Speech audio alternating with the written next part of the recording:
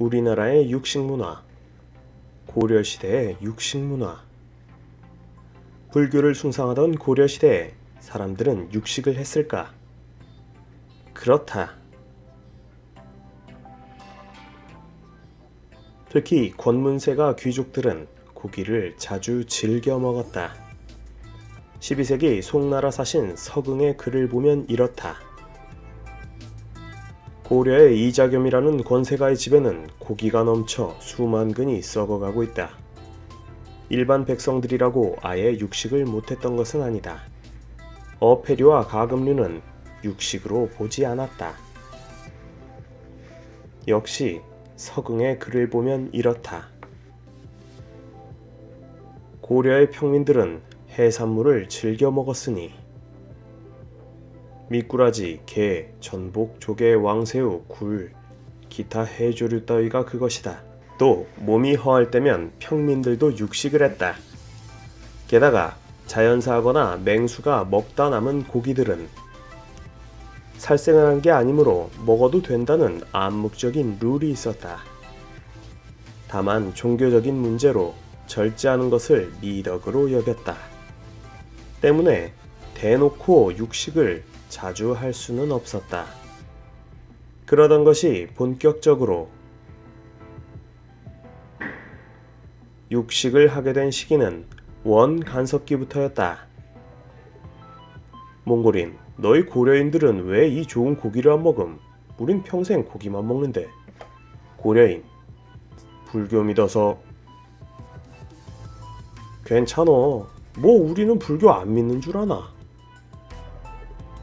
늙고 허약한 가축은 잡아먹어도 된다고 달라이 라마께서 말씀하셨거든. 그래, 그럼 먹지 뭐. 근데 문제가 있음. 뭔데?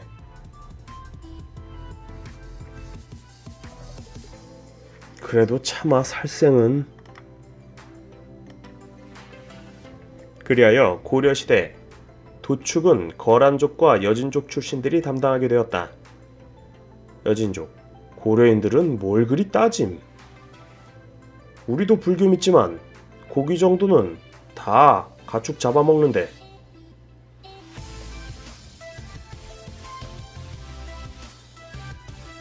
조선시대의 육식문화.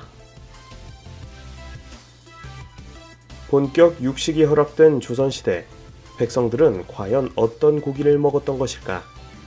성소부 부고와 증보 살림 경제란 책을 보면 이렇다.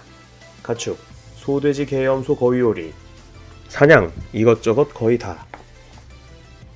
이렇듯 거의 닥치는 대로 잡아먹었음을 짐작할 수 있다. 그런데 당시 가축에 의한 고기 생산보다 사냥으로 잡힌 고기가 더 일반적이었다니 사실상 고기를 섭취하는 양은 그리 많지 않았던 것으로 추측된다. 소고기. 소는 농사와 물자의 운반에 필요한 중요한 노동력이기 때문에 우리나라는 삼국시대부터 소고기를 함부로 먹는 것을 금했다. 때문에 소고기는 오직 죽은 소를 먹을 때만 먹을 수가 있었다. 하지만 소고기에 대한 수요는 당연히 상당했고 각종 연회에 빠지지 않은 고급 재료였다. 그런 이유로 조선시대에는 살아있는 멀쩡한 소를 도축하고 나서 이렇게 거짓말을 하는 일도 빈번했다. 왜 이래? 이거 죽은 소 잡은겨. 하지만 정말로 죽거나 병든 소를 잡아먹었다가는 부작용으로 사망하는 경우도 종종 있었다. 어쨌든 조선시대를 거치며 소고기 요리는 대단히 전문화되어 살로 된 부위는 물론이고 머리, 심장, 간위, 콩팥, 앞뒤, 다리, 선지 등 머리부터 꼬리까지 모든 부위를 식용으로 이용하게 되었다. 돼지, 닭, 개, 고기. 돼지와 닭은 번식력이 좋은 덕에 고기로 먹는 목적 외에 새끼를 치고 알을 낳아서 재화와 교환하는 수단으로 기르기도 했다.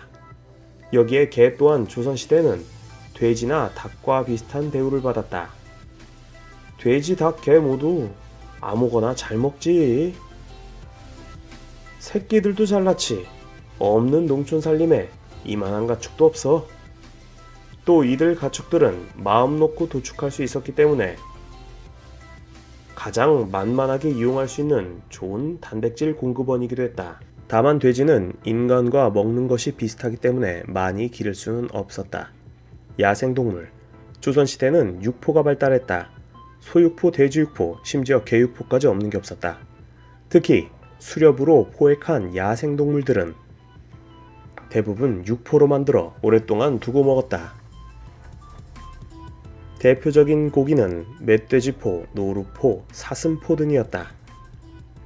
이들 야생동물들은 특히 11월에서 2월 사이 겨울에 활발하게 사냥했는데 그 이유가 있었다.